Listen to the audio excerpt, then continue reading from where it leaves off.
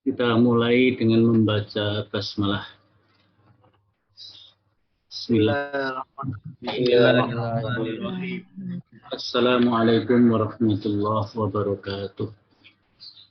Waalaikumsalam warahmatullahi wabarakatuh. Alhamdulillah, kita panjatkan puji syukur kepada Allah. Pagi ini kita bisa memulai perkuliahan.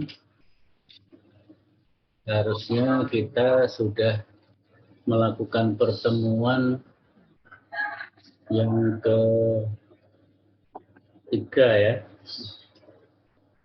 Pertama mestinya Rabu tanggal 23, kemudian Rabu tanggal 2 Maret yang lalu,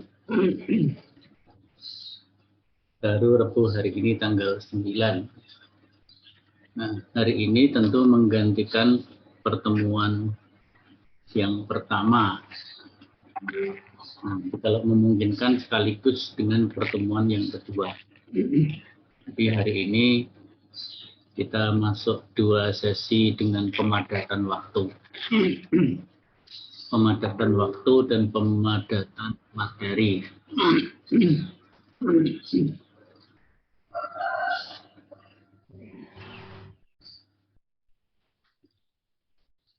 Ya. Kalau kita lihat di dalam psikologi, Anda sudah buka psikologi ya? Sudah pada masuk ke psikologi belum? Sudah, Pak. Sudah. Sudah ya. Nah, yang masuk di psikologi ini ada 36. Ada 36. Tapi kalau menurut presensi, Anda lihat presensinya.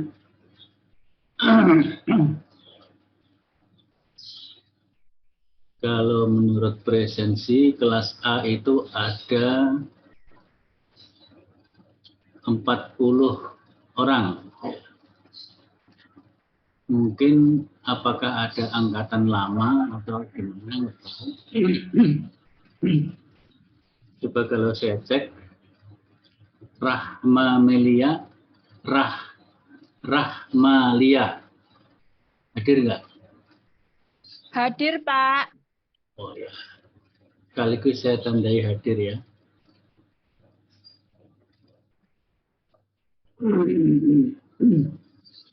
Sekaligus saya tandai hadir dan kita tandai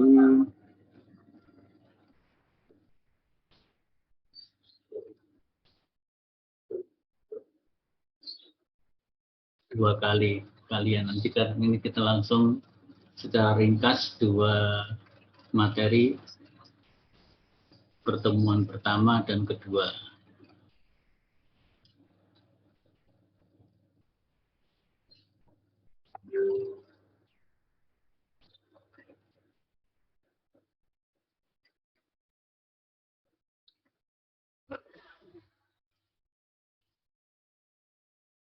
Masih batuk-batuk ini, belum sehat betul.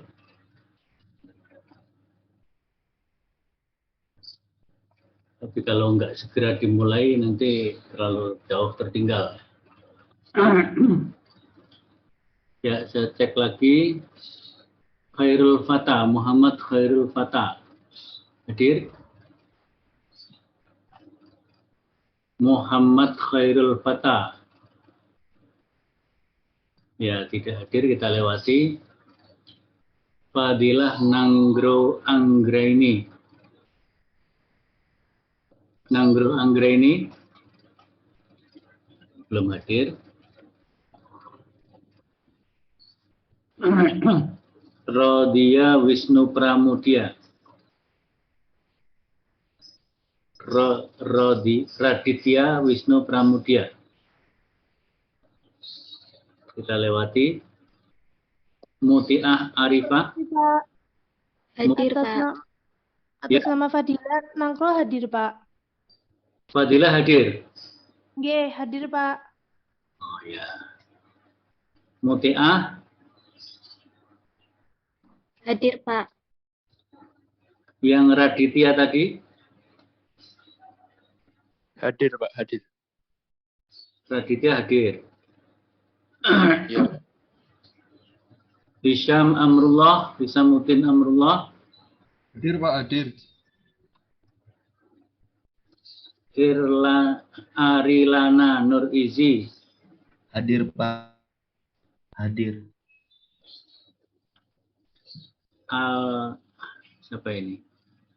Ahlan Ditio. Hadir Pak. Namanya Ahlan Ditio Malvira Ilham, betul ya? Betul Pak. Ahmad Hakim Fatoni. Hakim Fatoni. Hadir, Pak. Hadir, Pak. Mega Kusuma. Mega Kusuma Pratiwi. Kita lewati. Naufal Fajar. Naufal Fajar. Kita lewati. Iqbal Maulana. Hadir, Pak. Nah, itu kalau hadir cepat. Abid Dafa Khairullah. Abid Dafa. Kita lewati dulu. Amalia Putri Kusuma. Hadir, Pak. Putri Rahmawati. Putri Rahmawati. Baik, kita lewati. Alif Ilhan Rahmatullah. Hadir, Pak. Cynthia Ayu Rahmah. Hadir, Pak.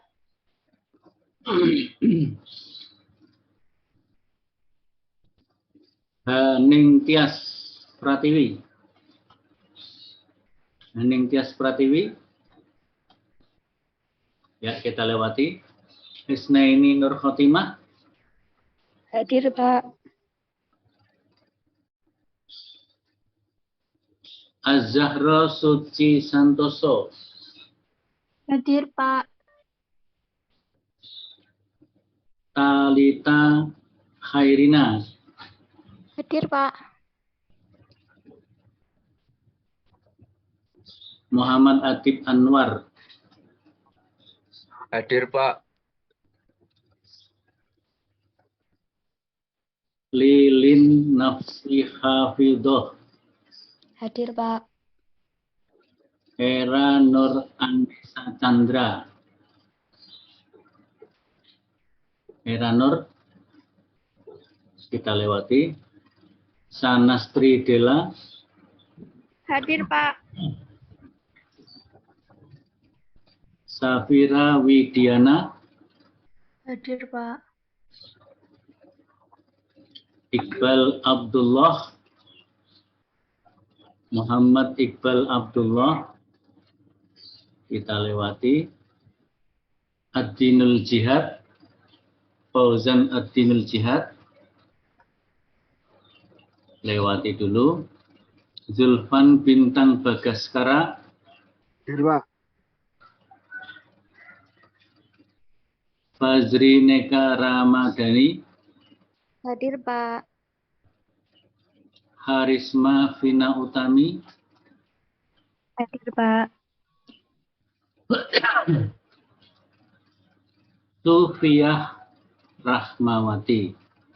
Hadir, Pak.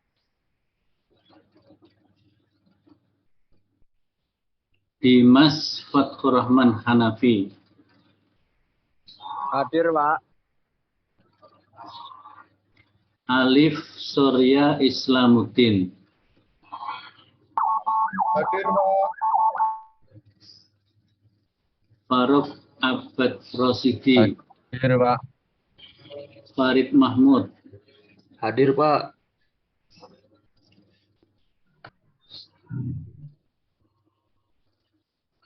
Fitria Ramadhani. Hadir, Pak. Yulia Santika. Hadir, Pak. Laila Nur Hasanah. Hadir, Pak. Anab Nurdin Fatah. Hadir Pak. Nurdin Fatah. Ya, sudah. Dari On, Pak. Maaf, Pak. Putri Rahmawati hadir.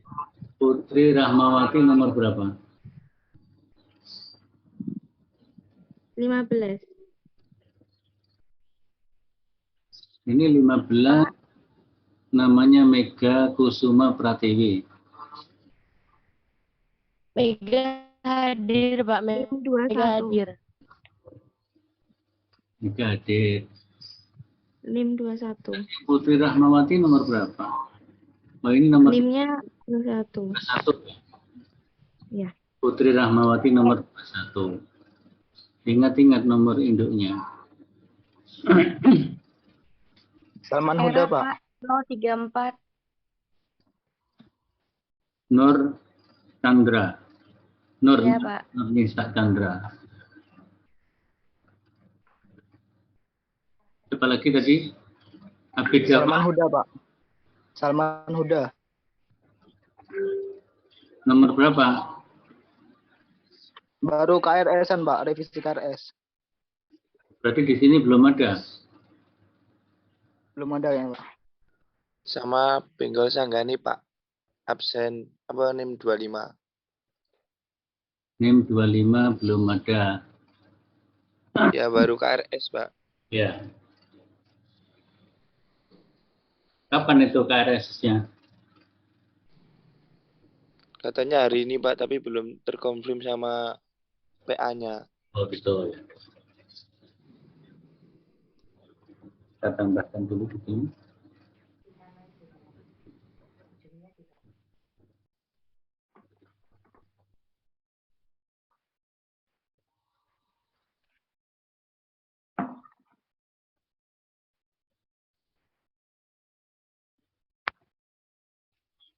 Siapa tadi? Yang Salman Huda Nur Benggol Rahimin Pak. Sanggani. Salman Huda Nur Rahimin. Huda Nur, Rahimin. nomor induknya berapa? 40 Pak.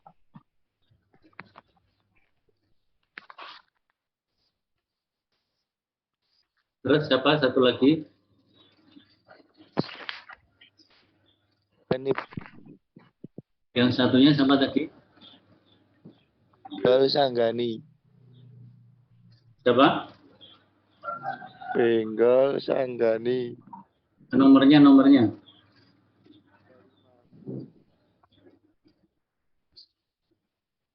Nomornya berapa? Ingat nomor induknya enggak? Tadi namanya 25 Pak. 25 ya. Namanya siapa? Ramdhani. Belakangnya Ramdhani ya.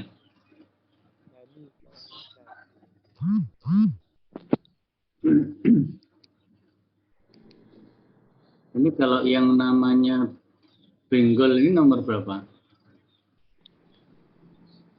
25. Oh yang ini Nomor iya, Benggol siapa namanya? Benggol Sanggani. Benggol S-nya Sanggani gitu. Ya, GHANJ Pak. Gimana?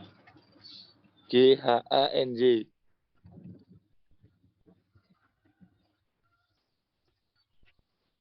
N G-nya 2 Pak, G-nya Pak. Dipisah. Sanggani. Ya, Y, pakai Y. Oh. Ya, benar Pak.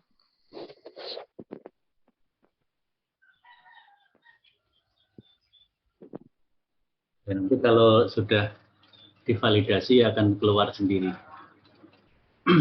Maaf, Pak. Ini mungkin belum validasi. Tias hadir, Pak. Siapa? Haning Tias.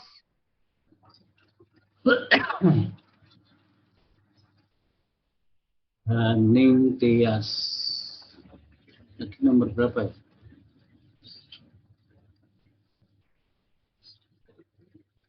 Haning 24. Pratiwi ya. Haning Tias Pratiwi 24. Iya, Pak. Baik. Maaf Pak, nama saya juga belum ada. Siapa? Nama saya belum ada. Ya, siapa namanya? Mujica Wadir Rizda. Bentar, nomor induknya dulu aja biar gampang. G00021039.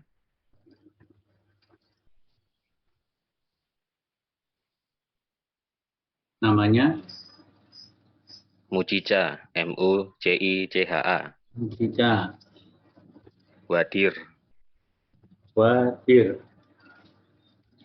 Rizda, RISYDA. Pri RISYDA. SG BA DA. Pris Bukan pakai P Pak, ya nggak pakai P. Rizda gitu ya. Nggih. Nanti kalau apa namanya sudah validasi akan muncul sendiri namanya. Ini karena belum PA-nya mungkin belum validasi. Minta segera divalidasi ya. Saya Pak, belum ada namanya. Wah, kenapa terus ini nanti?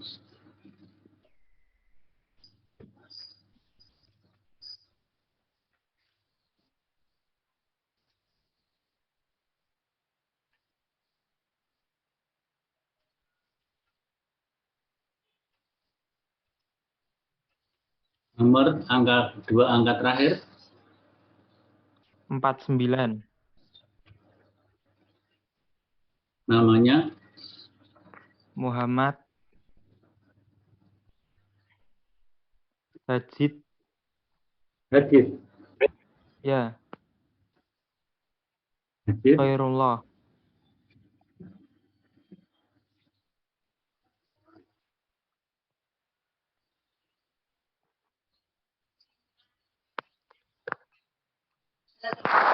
Ada ya. Ada lagi yang namanya belum masuk?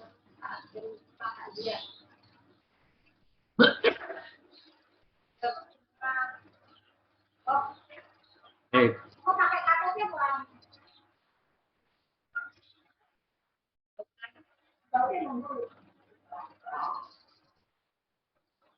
Baik, kita anggap selesai presensinya, nanti kalau ada yang menyusul belakangan. Nah, kita akan menuju psikologi.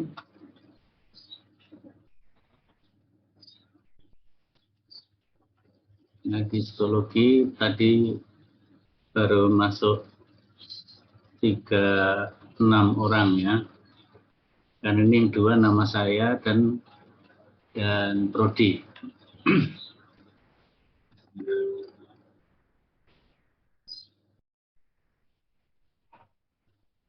PAI. PAI kelas A. Nah, pertemuan pertama itu menjelaskan tentang, sebentar ya, saya cek dulu.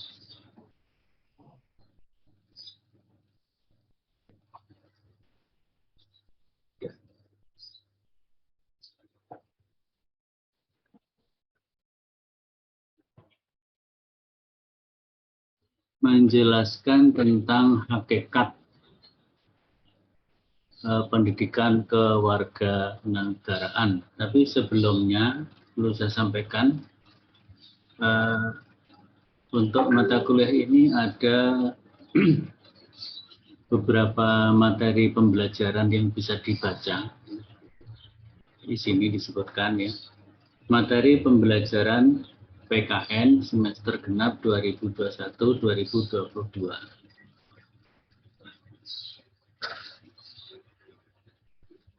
Nah, ini ada beberapa buku yang bisa dibaca ya.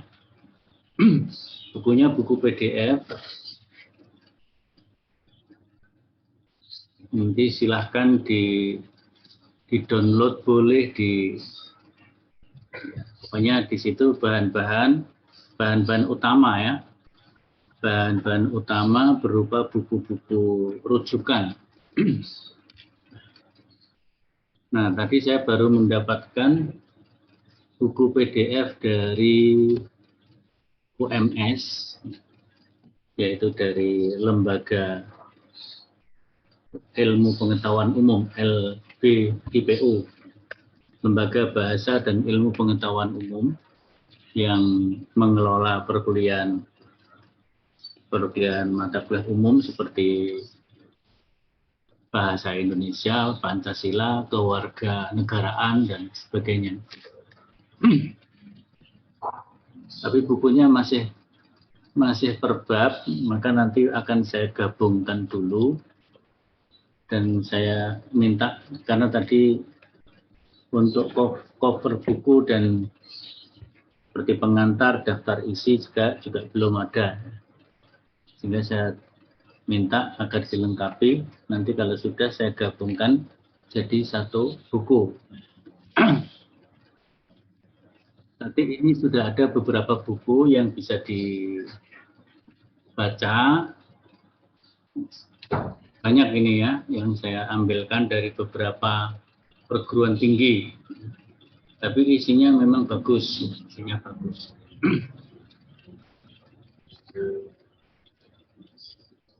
Nah, kemudian ada RPS-nya. RPS itu berisi tentang rencana pembelajaran dalam satu semester. Jadi, isinya tentu tentang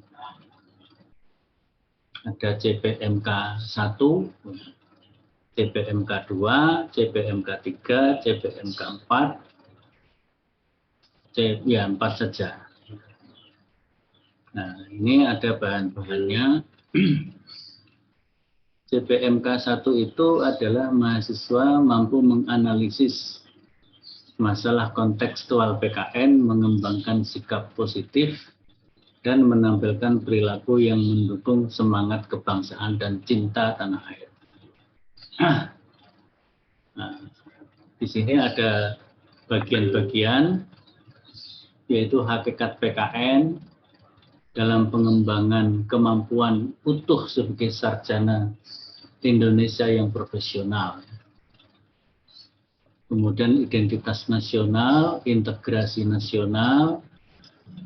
Kemudian CPMK 2 itu tentang mengembangkan sikap positif dan menampilkan perilaku yang mendukung demokrasi, maka materinya terkait dengan teori-teori negara, konstitusi, nilai-nilai norma dalam konstitusi di Indonesia, terutama Undang-Undang Dasar 1945 dan amandemennya, dan juga undang-undang yang pernah berlaku di Indonesia.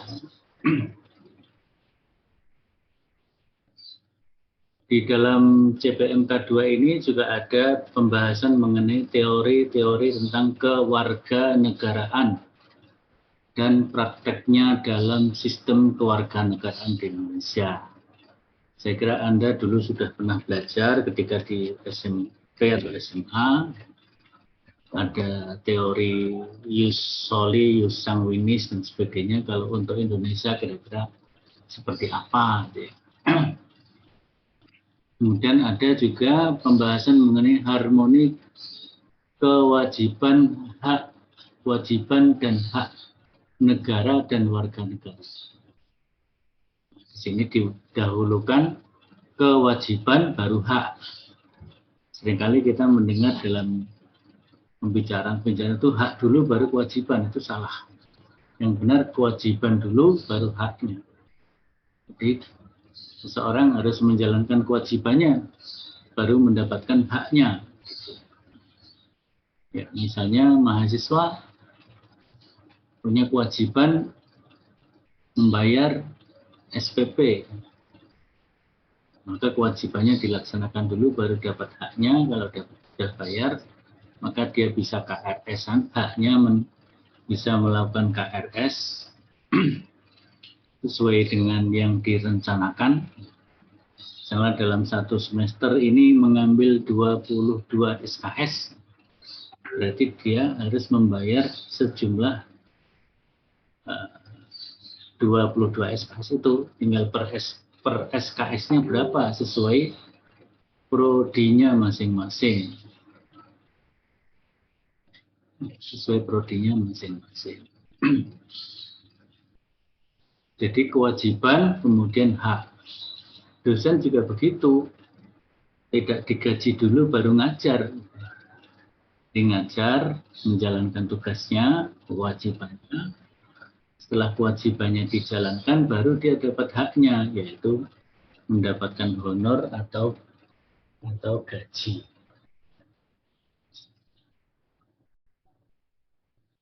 Kita juga begitu sebagai Muslim menjalankan kewajiban dulu, kewajiban sholat 5 waktu, kewajiban berakhlak yang baik, berakidah yang benar, baru mendapatkan haknya yang akan diberikan oleh Allah di akhirat nanti. CPMK yang ketiga tentang sikap positif terkait dengan kesadaran hukum dan keragaman. Ini berbicara tentang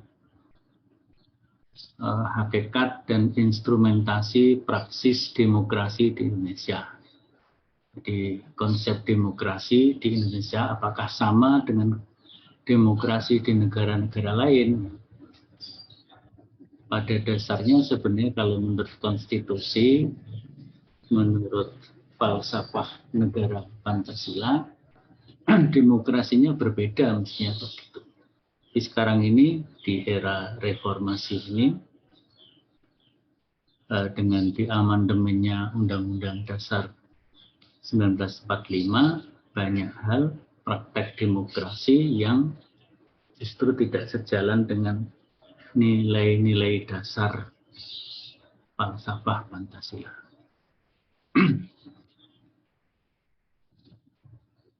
Yang itu perlu perjuangan untuk mengembalikan supaya demokrasi di Indonesia sejalan dengan nilai-nilai dasar Pancasila. Nilai demokrasi, dan sebenarnya di Pancasila tidak ada istilah demokrasi. Adanya adalah kerakyatan yang dipimpin oleh hikmah, kebijaksanaan dalam permusyawaratan perwakilan. Jadi adanya adalah permusyawaratan, musyawarah, dan perwakilan. Ini saya kira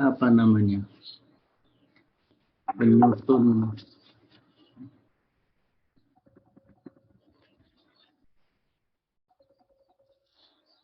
ada telepon.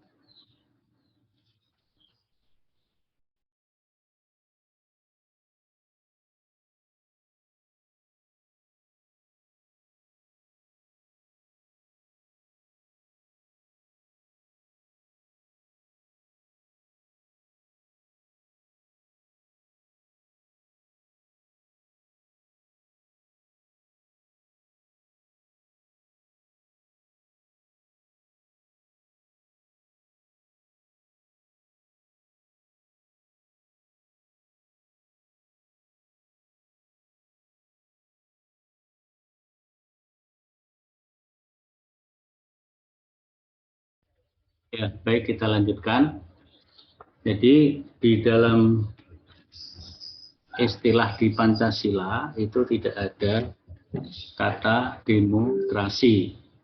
Adanya justru musyawarah dan perwakilan. Syuro. Ini satu problematik saya kira bagi bangsa Indonesia untuk mengembalikan bangsa ini kepada kiblatnya,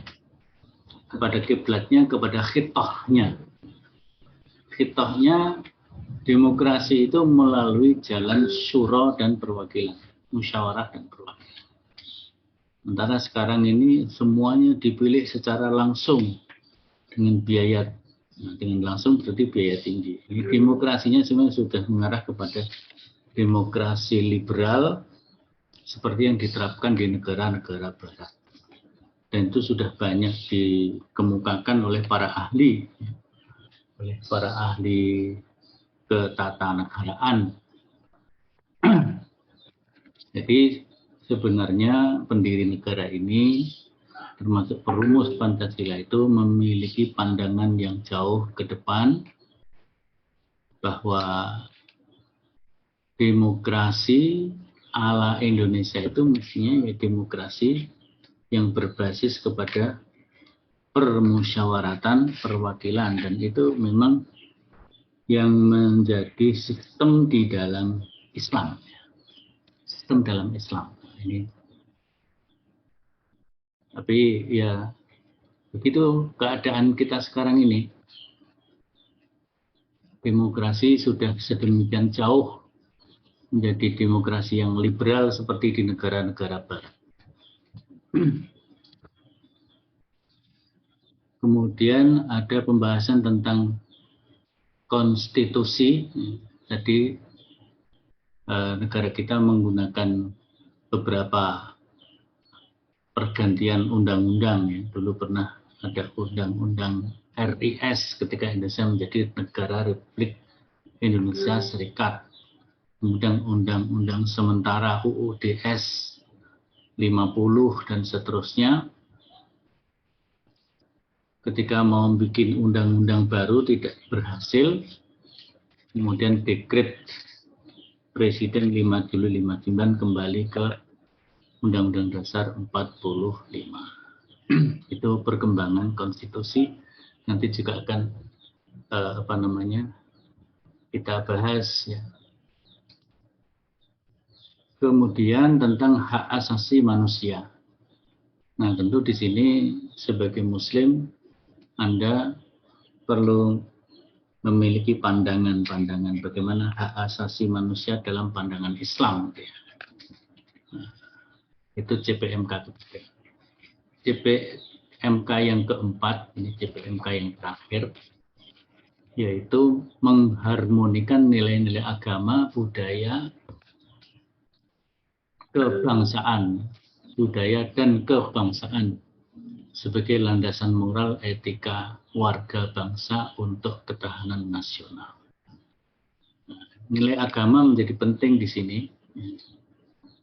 Sementara kalau kita lihat kecenderungan pemerintah saat ini melalui menteri-menterinya, melalui lembaga-lembaga yang dibentuknya, seperti lembaga BPIP misalnya. BPIP itu Badan Pembina Ideologi Pancasila. Padahal Bung Karno menyatakan Pancasila itu bukan ideologi. Pancasila itu falsafah hidup. Ideologi hanya bagian dari falsafah hidup. Tapi diarahkan bahwa direduksi Pancasila hanya sebagai ideologi. Mestinya Pancasila lebih daripada sekedar ideologi. Di samping ideologi, dia yang lebih luas adalah sebagai falsafah hidup, atau dalam bahasa yang lain adalah worldview.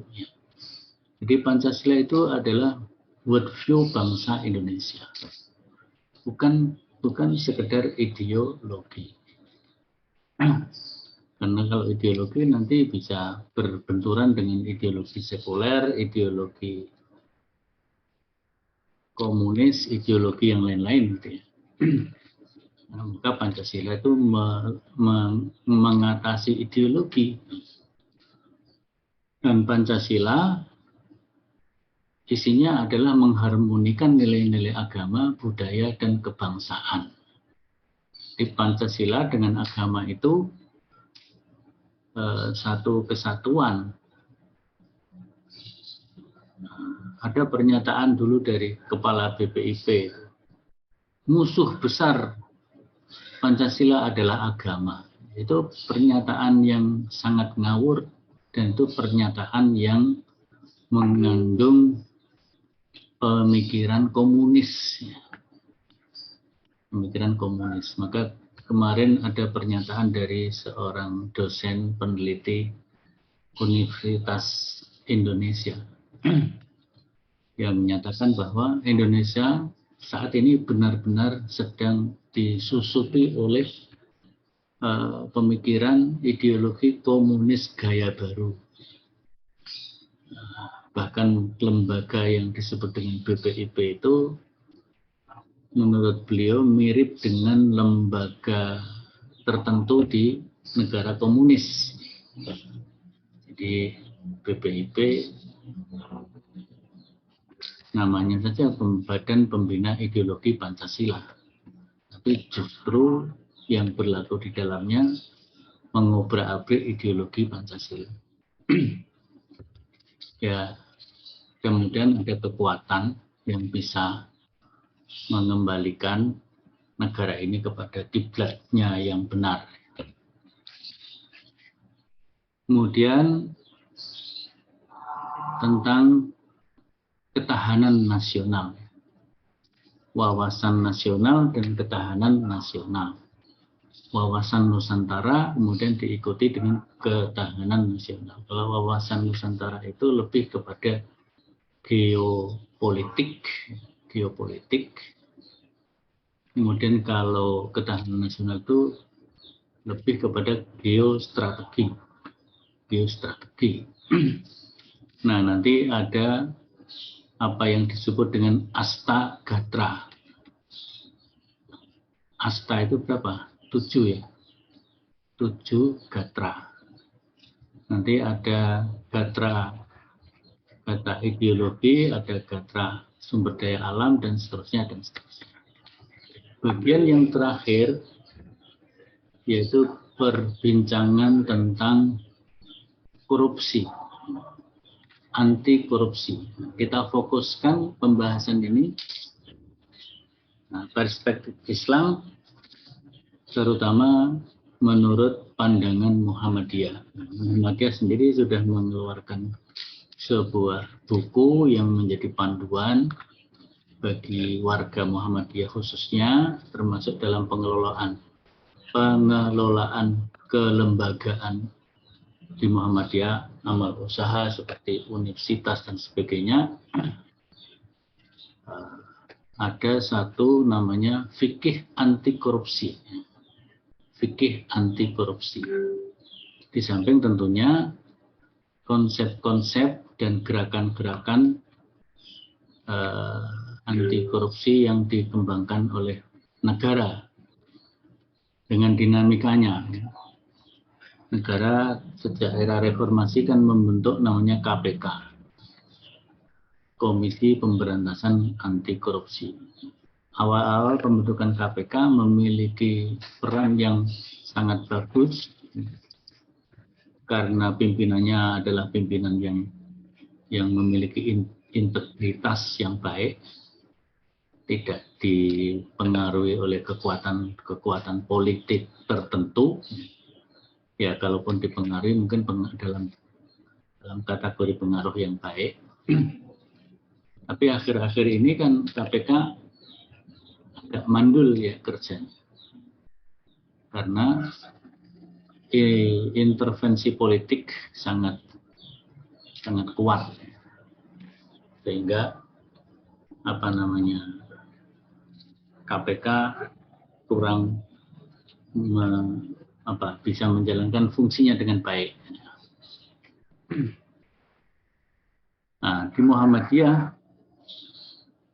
pendekatannya fikih. Sehingga pengelolaan amal usaha misalnya, apakah itu universitas, apakah itu rumah sakit dan sebagainya, termasuk bagaimana mengelola anggaran, keuangan, itu berbasis fikih anti korupsi dan berbasis efisiensi, sehingga tidak berbasis proyek. Tidak berbasis proyek. Misalnya kayak UMS membangun gedung yang terbaru itu, gedung edutorium itu kalau sistem anggaran keuangan negara mungkin akan habis 300 atau 500 ya, mungkin 500 miliar. Gedung sebesar itu akan bisa habis 500 miliar karena pendekatan-pendekatan proyek. Sementara UMS dengan pendekatan efisiensi, ya yang bekerja tentu dibayar, yang merancang, mendesain juga dibayar, tapi dibayar secara profesional, tidak ada lain-lainnya. Begitu juga dalam membeli bahan-bahan, tidak menggunakan pendekatan proyek juga, sehingga anggaran bisa diefisiensi. Kalau pakai anggaran model negara bisa sampai 500-600, edutorium itu cukup dengan 200-an miliar, ya, 200 miliar sekian. Nah, itu bisa efisiensi karena apa? Karena memahami pendekatan fikih anti korupsi. Tidak ada di Muhammadiyah komisi pemberantasan korupsi, itu tidak ada. Yang ada adalah pengawasan keuangan, pemeriksa keuangan dan sebagainya. Ini pokok-pokok yang ada di dalam RPS atau rencana pembelajaran semester. Kemudian ada ini rencana pembelajaran mingguan, per minggu, per pekan. Pada dasarnya perguruan kita dalam satu semester itu adalah ada 16 tatap muka, 16 kali tatap muka.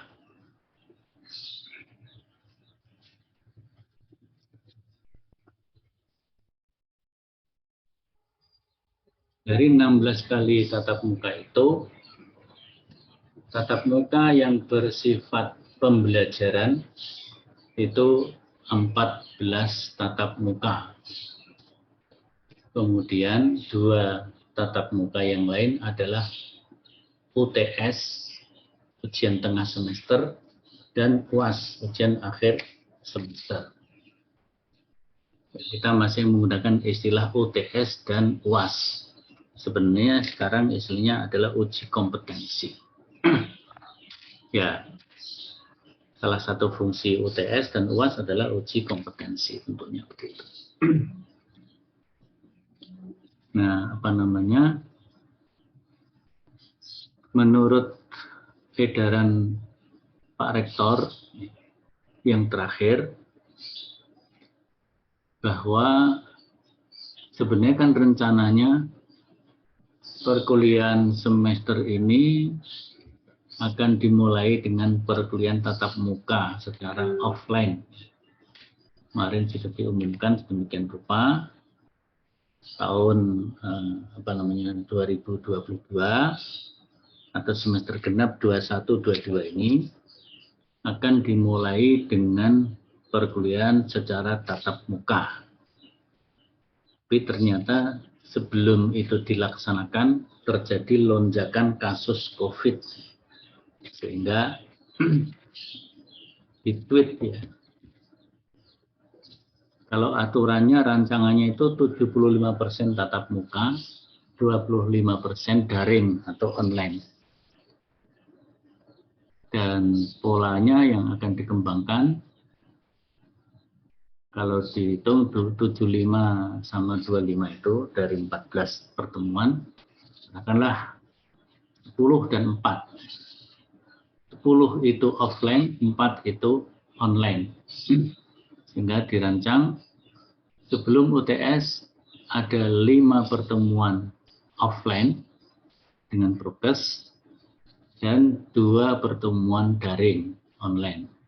Begitu juga masa kuliah yang kedua setelah UTS. 5 offline, 2 online. Rancangannya begitu. Tapi karena terjadi lonjakan, maka di awal semester ini kita mulai dengan daring dulu. Dan kemudian disusuli dengan edaran yang terbaru. Daring ini akan berlangsung sampai UTS. Maka UTS-nya nanti juga UTS secara daring. Nah, setelah UTS selesai, itu kan kemudian kita masuk Idul Fitri ya. Ujian tengah semester itu sudah berada di bulan Ramadan, bulan puasa. Kemudian selesai UTS, Idul Fitri. Nah, setelah Idul Fitri dirancang itu perkuliahan secara offline. Jadi setelah hari raya kalian harus ada di Solo, wajib di Solo karena kuliahnya sudah kuliah offline ya. Kuliah offline. Itu edaran yang terbaru seperti itu, tapi nanti lihat lagi perkembangan ya, karena situasinya tidak menentu seperti ini. Baik, kita kembali kepada materi. Jadi pada pertemuan yang pertama ini yaitu membahas bab 1 dalam modul ini ya, bab 1. Pendidikan kewarganegaraan sebagai mata kuliah pengembangan kepribadian. Nah, maka di sini bicara tentang hakikat pendidikan kewarganegaraan itu apa. Kenapa? Kalau mata kuliah yang lain tidak ada kata-kata pendidikan. Tapi mata kuliah ini ada kata-kata pendidikannya. Pendidikan kewarganegaraan. Berarti kalau ada kata pendidikan itu tidak sekedar penanaman ilmu pengetahuan atau penanaman wawasan, tapi adalah penanaman nilai-nilai. Sehingga kita ini sebagai bagian dari Indonesia ya menggali nilai-nilai kebangsaan, nilai-nilai di dalam kita hidup berbangsa dan bernegara. Dimulai dari pengkajian secara kognitif, secara akademik, ilmiah, kemudian meningkat kepada afektif, yaitu menjadi sebuah sikap hidup, dan juga psikomotorik. Jadi pendidikan itu kan melalui tiga unsur. Yang pertama kognitif. Ini kalau anak-anak tarbiyah atau PAI harus paham itu. Kalau HES atau IKT nggak terlalu paham, nggak apa-apa. Tapi kalau PAI harus paham itu apa itu kognitif, apa itu afektif, apa itu psikomotorik. Jadi pertama kognitif itu pengetahuan. Wawasan, pengetahuan, teori-teori. Tapi kalau sudah naik ke tingkat namanya afektif, itu sudah masuk kepada penghayatan yang melahirkan sebuah sikap hidup. Sikap hidup berbangsa, sikap hidup bermasyarakat, sikap hidup dalam keluarga. Itu bagian dari kewarganegaraan itu di situ. Itu afektif. Kemudian apa yang disebut dengan psikomotorik. Kalau psikomotorik itu praktek. Ya, berbentuk praktek hidup. Bagi seorang warga negara itu bagaimana praktek hidupnya.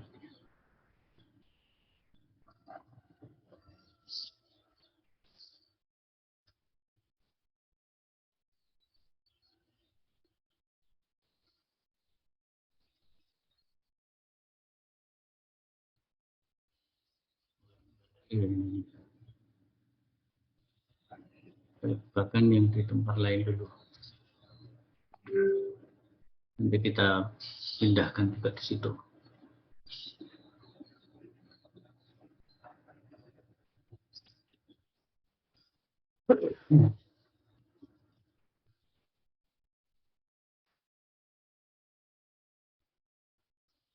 Nah, ini kelihatan enggak ini? Pengantar pendidikan kewarganegaraan, kelihatan enggak ini? Kelihatan, Pak.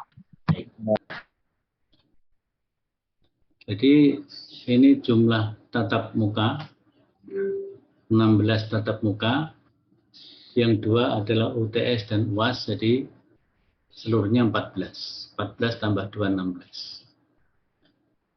Kita langsung di sini.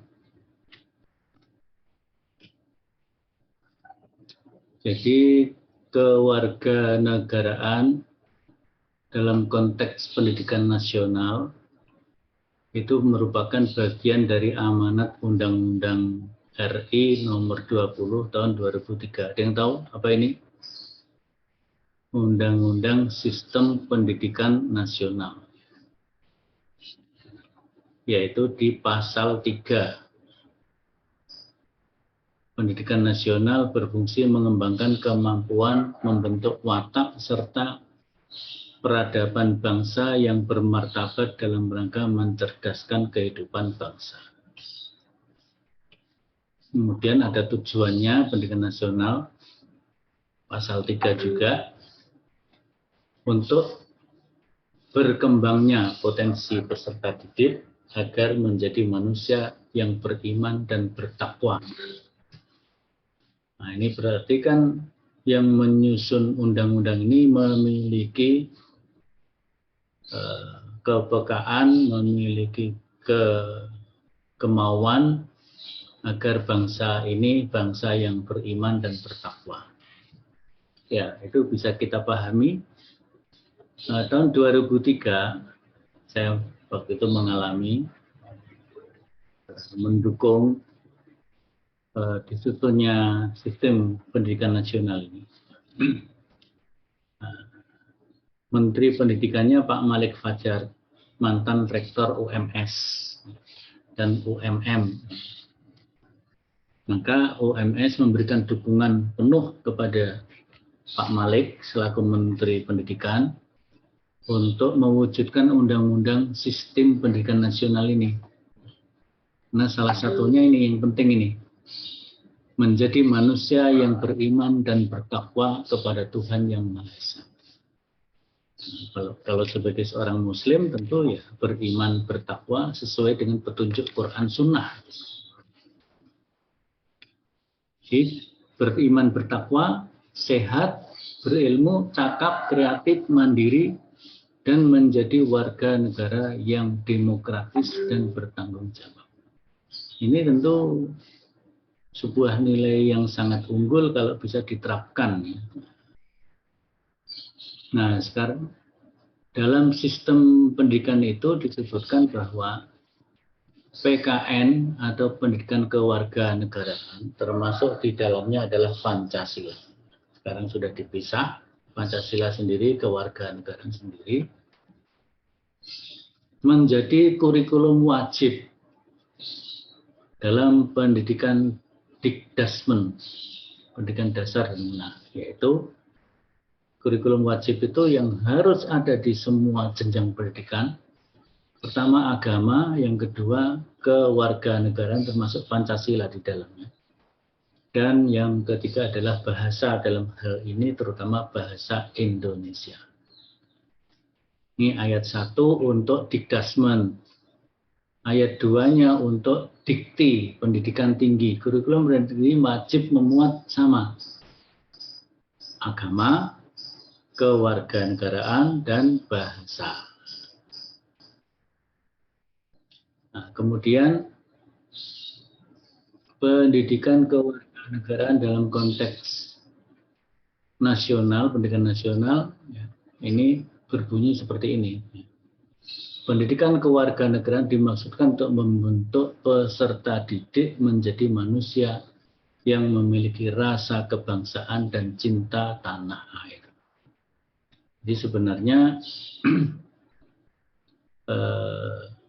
negara ini memiliki tanggung jawab yang sedemikian rupa sehingga mengamanatkan ada mata kuliah PKN di seluruh jenjang pendidikan,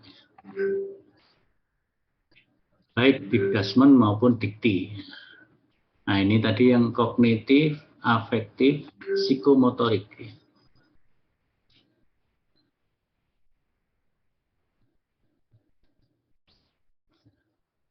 Kalau kita perkecil biar tampak semuanya.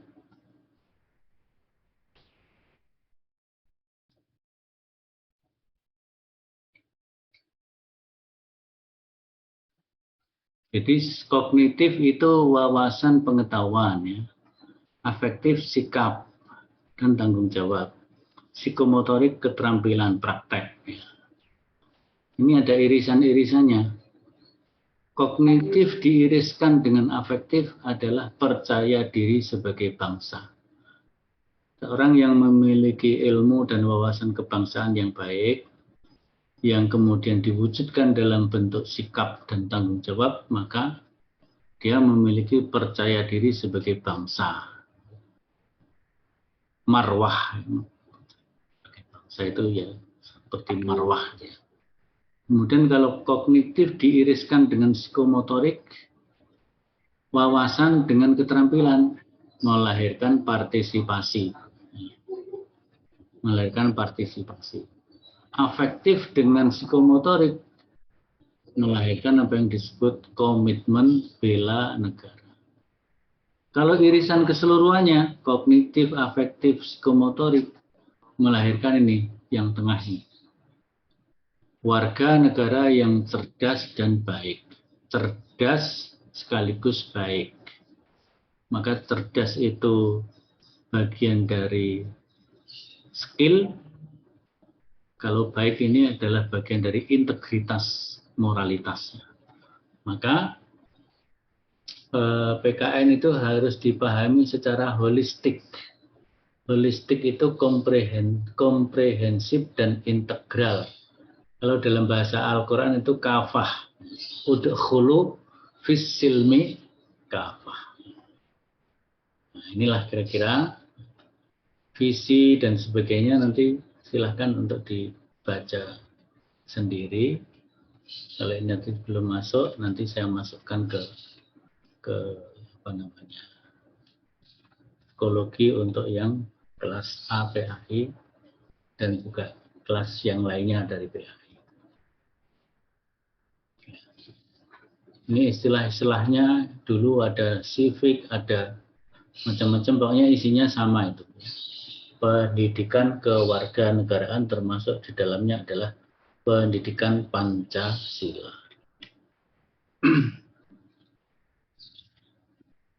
Itu saya kira untuk pokok-pokok pikiran dari pertemuan yang pertama. Sekarang kalau pertemuan yang kedua,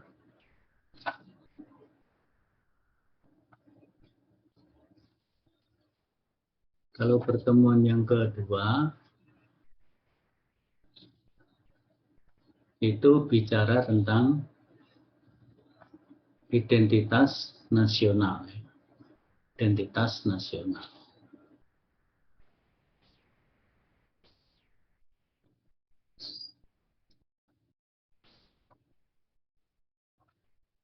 Identitas nasional. Identitas nasional mencakup, pertama adalah identitas nasional dan sejarahnya. Kemudian karakter sebagai identitas kebangsaan. Maka pokok-pokok bahasanya adalah pengertian identitas nasional, sejarah kelahiran paham nasionalisme Indonesia, identitas nasional sebagai karakter bangsa, proses berbangsa dan bernegara. Ketika bicara proses berbangsa dan bernegara, sekaligus kita mengambil, mendalami pengertian apa itu bangsa, apa itu negara. Nah, ini ada materi yang bersifat video kuliah ya.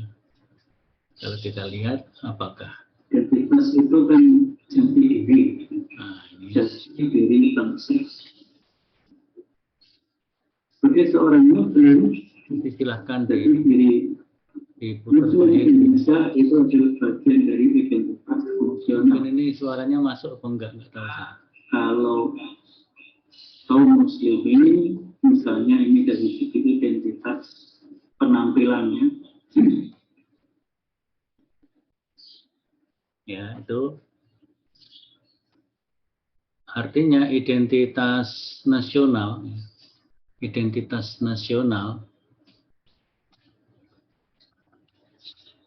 itu tidak tergantung kepada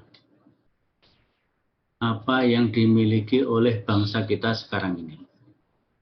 Karena identitas itu akan berkembang dinamis. Identitas nasional itu berkembang secara dinamis.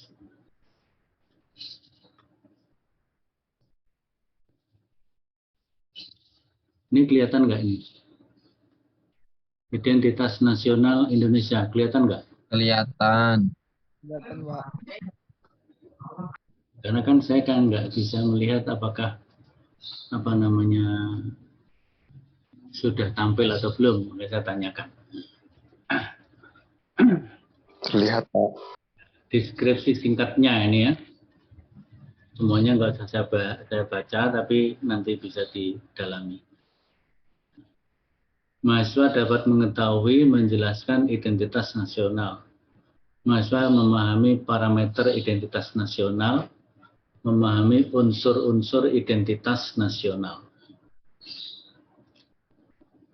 Nah, di sini pokok bahasanya, sub-subnya, pengertian identitas, parameter identitas, unsur-unsurnya, unsur-unsur pembentuk identitas nasional.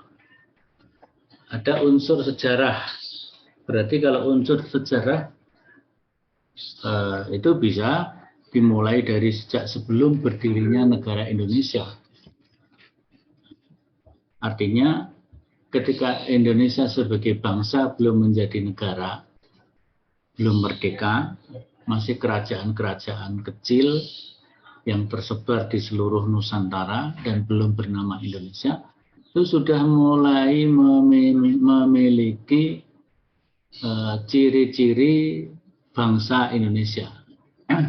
Dan itu yang akan menjadi identitas nasional. Itu unsur sejarah. Unsur kebudayaan juga hampir sama.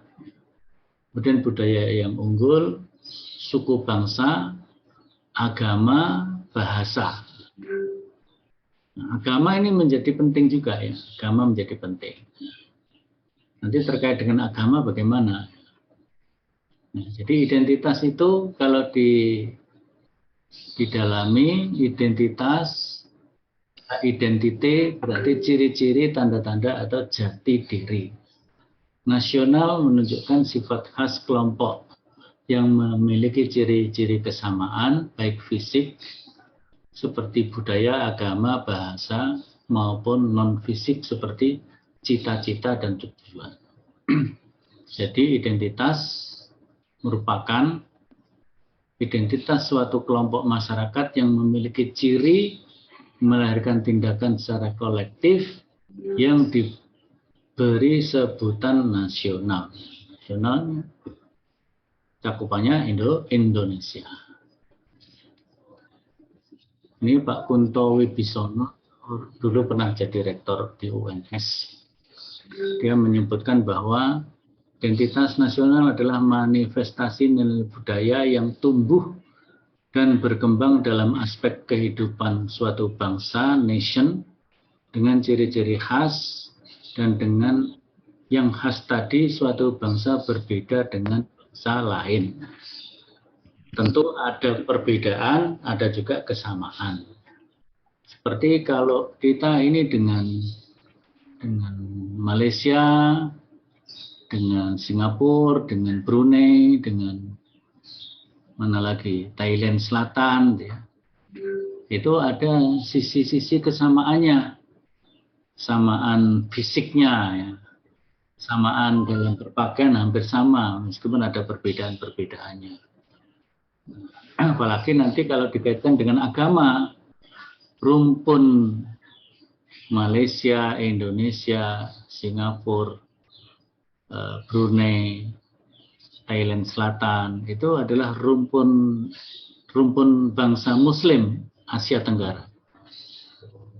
Karena dilandasi oleh nilai-nilai agama yang sama, agama Islam, maka ada unsur kesamaannya, yaitu pakaian menutup aurat dan sebagainya dan sebagainya. Nah, itu akan menjadi bagian dari identitas nasional. Parameternya, indikatornya,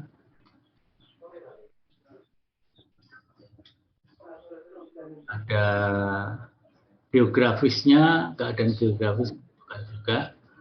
Tapi yang sangat penting di sini adalah nilai agama, multi agama, toleransi. Apalagi di Indonesia multi agama, multi agama. Oleh karena itu, identitas nasional itu menjadi dinamik, ya, dinamis, tidak statis. Dulu tahun 70-an masih jarang mahasiswa, dosen, siswa, pelajar itu menggunakan jilbab ketika di sekolah. Di anak-anak SMA itu waktu tahun 70-an ya nggak pakai kerudung kebanyakan, roknya pendek, yang putri-putri. Mahasiswa juga begitu, dosen juga begitu, pegawai-pegawai. Tapi setelah tahun 70-an, 80-an, 90-an ke sini, sekolah-sekolah negeri, swasta, mahasiswanya kalau dulu celananya pendek, sekarang celananya panjang. SMP juga dulu pendek, sekarang sudah banyak SMP menggunakan celana yang panjang. Kemudian yang perempuan memakai jilbab. Pegawai-pegawai negeri juga pada memakai pakaian muslimah, pegawai negeri yang perempuan yang beragama Islam. Nah, maka pakaian seperti itu karena bersumber kepada nilai-nilai agama, dia menjadi identitas nasional. Nah, nanti yang bersumber dari agama Kristen, Hindu juga menjadi identitas nasional versi nilai-nilai agama yang dianut, Hindu, Buddha, dan seterusnya. Nah, Islam seperti itu. Maka ketika ada mahasiswi, dosen, dan sebagainya yang memakai pakaian menutup aurat, memakai pakaian muslimah, bahkan memakai cadar, itu bisa menjadi bagian dari dinamika nilai-nilai identitas nasional. Jadi identitas nasional jangan dipahami secara kaku, harus dipahami secara dinamis. Karena memang bangsa ini juga dinamis. Saya kira pokok-pokok penting ya. Pokok-pokok pentingnya. Nah, sekarang kalau kita lihat di dalam, kembali ke PAI ya. Jadi pada pertemuan yang pertama itu ada tugas diskusi kelompok tentang hakikat, tujuan, dan landasan PKN.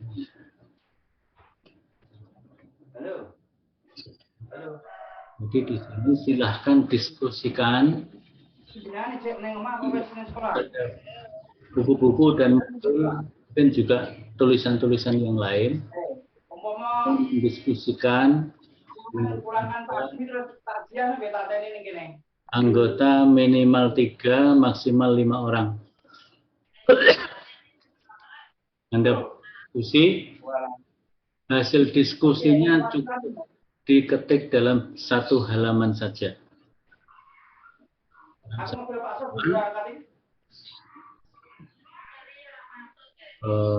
Satu lagi. Waktunya sampai tanggal 12 Maret. Silakan dari 40 sekian orang tadi membuat kelompok minimal 3 membuat ini rumusan tentang hakikat, tujuan, fungsi, dan PKN. Kemudian di pertemuan yang kedua, karena ini pemadatan ya.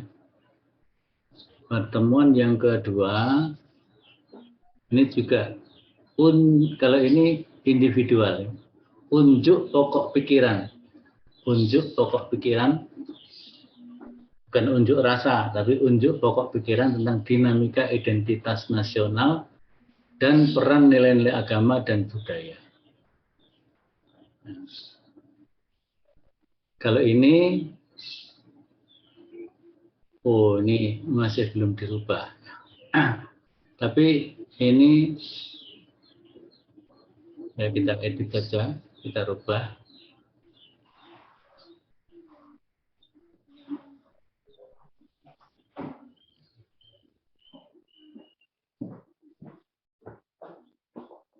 Apa namanya? Internetnya tidak terlalu cepat.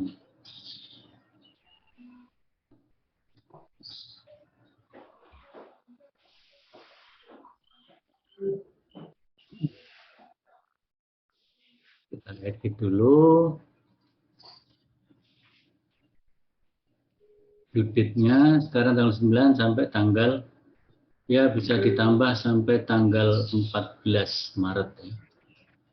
14 Maret pukul 5 PM, berarti pukul 5 sore. Unjuk pokok pikiran secara individual. Jadi submit-nya adalah berarti 14 Maret. Harinya apa tuh 14 Maret? Harinya Senin. Pukul 17.00. Ya.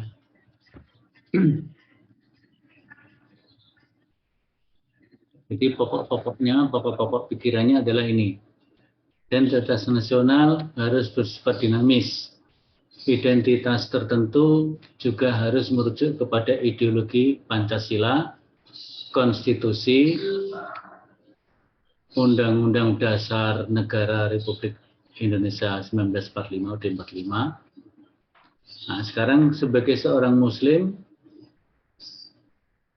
bagaimana sumbangsih dan kontribusi nilai-nilai agama menjadi sumber nilai yang menguatkan identitas nasional. Artinya agama dan nilai yang ada di dalamnya tidak boleh dipertentangkan dengan identitas nasional. Justru sebaliknya diintegrasikan sebagai bagian integral dari identitas nasional. Nah, silakan Anda menuangkan pokok-pokok pikiran tersebut secara singkat, padat, jelas dengan ditulis tangan, panjangnya, yang panjang tulisannya diserahkan kepada masing-masing individu. Ya. Jadi panjangnya bebas, tapi tadi sekitar 1 halaman saja. Di sini tidak ada kata batas minimal atau batas maksimal, maka kita serahkan saja. Walaupun atuannya ya sekitar tadi 1 halaman, bisa kurang, bisa lebih.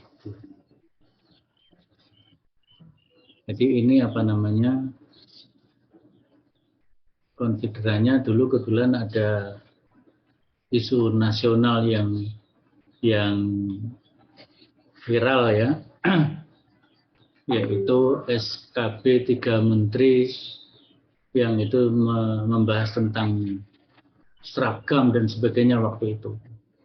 Ramai itu Menteri Nadiem tahun 2021 yang lalu. sekarang masih pro kontra juga. Juga peta jalan pendidikan nasional 2035 yang tidak memasukkan kata agama. Padahal undang-undang pendidikannya jelas sekali membentuk manusia yang beriman dan bertakwa. Tapi di dalam peta jalan ini tidak ada bahasa agama, dan itu sudah diprotes oleh PP Muhammadiyah.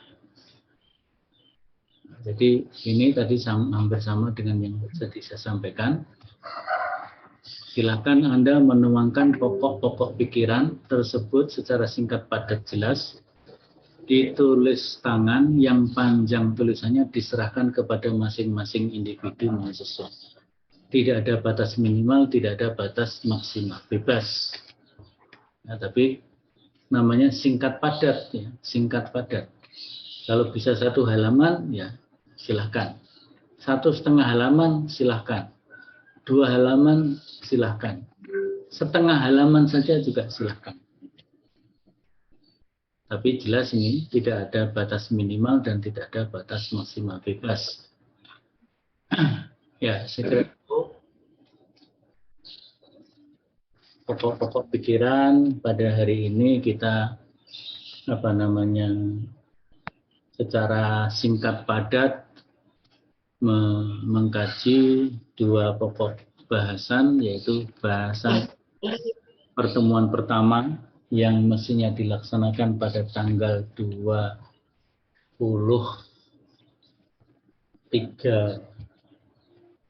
Februari dan tanggal 2 Maret. Tanggal 2 Maret. Yang hari ini sendiri tanggal 9 belum kita bahas. Jadi nanti kita bahas pada pertemuan yang akan datang, mungkin sekaligus 3 dan 4 gitu ya. Setelah itu normal seperti pertemuan, syukur nanti sudah bisa dibagi tugas, mahasiswa menyampaikan pokok-pokok pikirannya secara berkelompok di waktu pelajaran Pancasila kemarin ya. Diskusinya perlu kita rubah. Kalau kemarin kelompok menyampaikan presentasi, yang lain menyiapkan pertanyaan. Ya, nanti kita rubah bagaimana polanya akan kita sampaikan pada pertemuan yang akan datang. Jadi kita harus dinamis terus, kita perbaiki sistem kita, apalagi nanti setelah UTS, dan artinya juga setelah hari raya, kita akan perkuliahan secara tatap muka, offline. Dan mungkin nanti juga akan ada pemadatan juga, karena kalau tahun ini pemerintah Saudi membuka untuk ibadah haji ke dunia Islam dan pemerintah Indonesia memberangkatkan, maka ada beberapa dosen FAI yang akan berangkat haji. Salah satunya saya, Pak Suhardianto juga berangkat, Pak Harun dari Hukum Ekonomi Syariah juga berangkat, yang PAI saya lupa siapa. Jadi ada beberapa dosen FAI yang berangkat, otomatis dosen yang akan berangkat haji dan mudah-mudahan nanti bisa berangkat betul, akan melakukan pemadatan materi sedemikian rupa, mungkin akan melakukan ujian terlebih dahulu, karena kemungkinan besar awal Juni itu sudah berangkat ya. Awal Juni sudah berangkat. Sehingga setelah hari raya itu nggak tahu nanti, mungkin 1-2 pertemuan saja. Kalau memungkinkan nanti bisa online dari Mekah Madinah gitu ya. Nanti kita lihat situasinya. bagus juga kalau ada perkuliahan offline kita laksanakan sebelum pelaksanaan inti ibadah haji. Kita melakukan perkuliahan secara online dari Madinah atau dari Mekah. Pengalaman yang menarik. Baik, saya kira itu untuk perkuliahan hari ini kita sudah menyelesaikan secara singkat padat.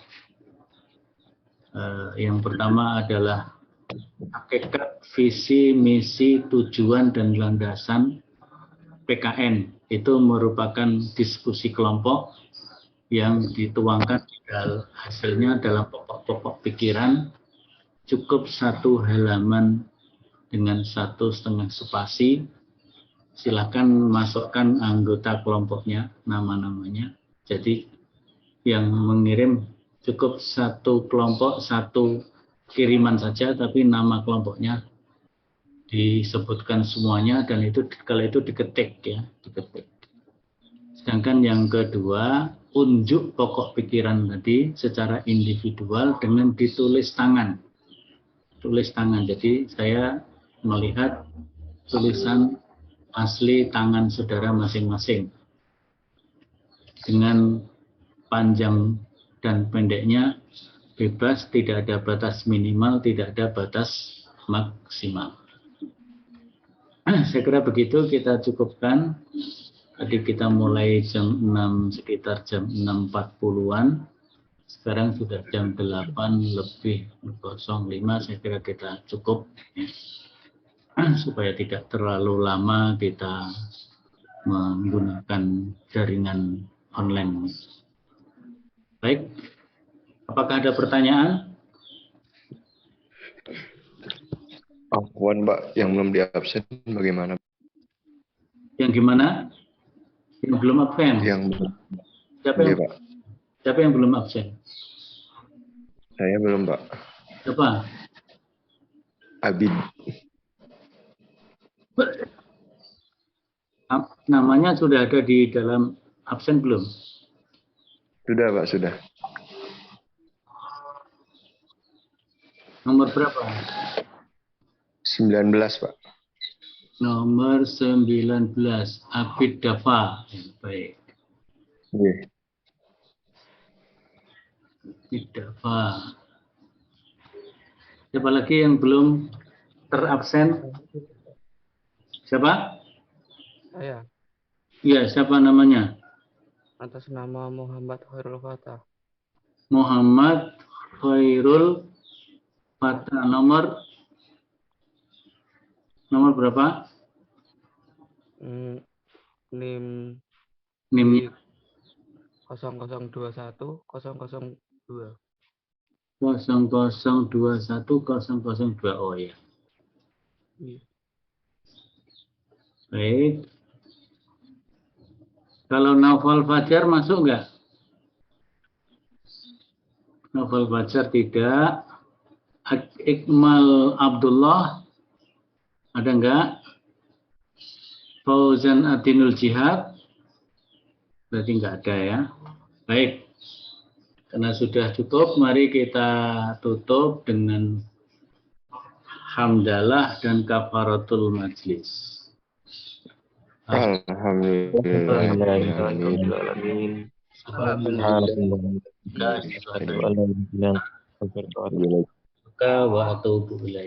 Insya Allah kita ketemu lagi nanti tanggal 16 Maret ya. 16 Maret. Sekaligus nanti pertemuan 3 dan 4 secara singkat padat juga.